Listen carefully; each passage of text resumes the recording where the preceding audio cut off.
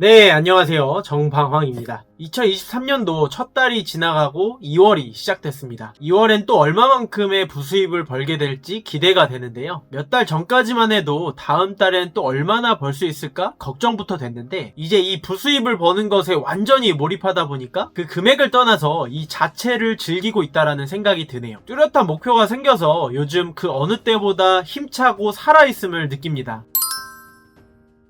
지난주 영상에서 4주차 부수입 결산이 125만원이라고 소식을 전해드렸는데, 다행히 월말에 블로그 강의가 연속으로 들어오면서 최종 171만원이 됐습니다. 회사 월급의 70% 수준까지 끌어올렸네요. 너무 뿌듯했던 1월이었습니다. 80% 수준까지 끌어올리는 것이 목표이기는 한데 당장 그게 될지는 모르겠어요. 3월 안에는 잃어보고 싶다라는 생각이 들고요. 더 나아가 월 부수입 200만원까지 끌어올리고 싶습니다. 자, 이제 또 부수입 영어부터 스타트입니다. 여러분들도 저도 다시 힘내서 한번 화이팅 했으면 좋겠습니다. 사실 돈을 버는 것이 참 좋고 힘이 나는데 시간이 굉장히 많이 들어가는 것도 사실이에요. 인생에 거저가 어디 있을까요? 거의 매일 퇴근 후에 저녁 시간을 이 부수입 버는 것에 완전히 투자하고 있습니다. 구체적으로 보면 파견 계약직이 6시에 칼퇴근을 하는데 밥 먹고 집에 돌아오면 7시 전후가 됩니다. 집에서 조금 쉬다가 씻으면 8시가 되고요. 이제 그때부터 테이블에 앉아서 작업을 시작하는 것입니다. 월요일은 보통 블로그 관리된 작업을 하고요. 화요일과 수요일은 이 유튜브 작업을 하는데 쓰고 있습니다. 목요일은 블로그 관리된 추가 작업을 하거나 개인 블로그 포스팅을 하고요. 일주일 중에 유일하게 쉬는 요일이 금요일이에요. 금요일은 아무리 일을 하려고 해도 집중되지가 않아서 그냥 약속을 잡거나 혼술을 해요. 이렇게라도 일과 삶의 밸런스를 맞추지 않으면 저는 이미 나가 떨어졌을 거예요. 주말이 있지 않냐고요? 당연히 주말에도 일을 합니다. 토요일 오전부터 블로그 강의가 있으면 강의를 하고요. 없으면 개인 블로그 포스팅을 하고요. 그리고 오후 내내 블로그 관리대행 작업을 합니다. 그나마 저녁에 약속이 있으면 저녁 전까지만 작업을 하고 저녁에 약속을 나가고요. 그래도 일요일은 쉬지 않냐고요? 일요일도 일을 합니다. 똑같이 개인 블로그 포스팅을 하거나 블로그 강의를 하고요. 오후에는 마찬가지로 블로그 관리대행 작업을 합니다. 새로운 강의가 잡혀서 이제 일요일에 3주간 강의를 하게 됐습니다. 그래도 일요일 저녁에 풋살을 차면서 취미생활을 조금 하고요. 그렇게 보내다 보면 정말 일주일이 어떻게 지나가는지도 모를 만큼 금방 지나가 버려요. 사실 이 정도의 스케줄이 금방 지칠만도 한데 그래도 요즘 성과도 나고 목표도 생기고 또 몰입도 강하게 하고 있는 상태라서 아주 즐겁게 생활을 하고 있습니다. 그래서 제가 말씀드리고 싶은 건 부업을 하고 싶다면 이와 같은 생활은 어쩔 수 없다는 거예요. 나는 사람 좋아하니까 사람도 만나고 놀기도 해야 한다? 그런데 그 와중에 돈도 벌고 싶으니까 부수입도 벌겠다? 절대 그렇게 되지 않습니다. 인간의 시간은 유한해요. 무엇 하나에 시간을 쓰면 다른 것에 시간을 쓸 수가 없죠. 그래서 부업을 시작하게 되면 사람 만나는 일은 자연스레 줄어들 수밖에 없습니다. 또 그래야만 하고요. 부수입을 버는 것에 실패하는 분들을 보면 이러한 우선순위가 잘못 설정되어 있는 분들이 대부분이에요. 결국 이것저것 신경 쓰다가 무엇 하나 챙기지 못하는 형국에 빠지는 것이죠. 그래서 부업을 하겠다고 마음을 먹으면 좀 독하게 마음을 먹어야 합니다. 최대한 이것에 몰입해야 해요. 이것을 우선순위 최상단에 두세요. 그러지 않으면 부수입이라는 것은 없습니다. 자, 여기서부터가 제가 이번 영상에서 진짜로 드리고 싶은 말이에요. 바로 4년차 투잡러의 시간 관리 방법입니다. 아마 궁금하신 분들이 많을 것 같아요. 제가 실제로 하고 있는 방법을 조금이나마 소개해드리고 싶습니다. 첫째, 고정 스케줄을 만들어라 입니다. 다시 말해 루틴을 만들라는 거죠. 어쨌든 성과를 만들려면 꾸준해야 하는데 꾸준하기 위해서는 습관을 만드는 것이 가장 좋습니다. 그냥 단순하게 이 요일엔 이것을 해야 하겠다고 머리에 박아두는 거예요. 예를 들어 저처럼 월요일엔 블로그 관리대행 작업,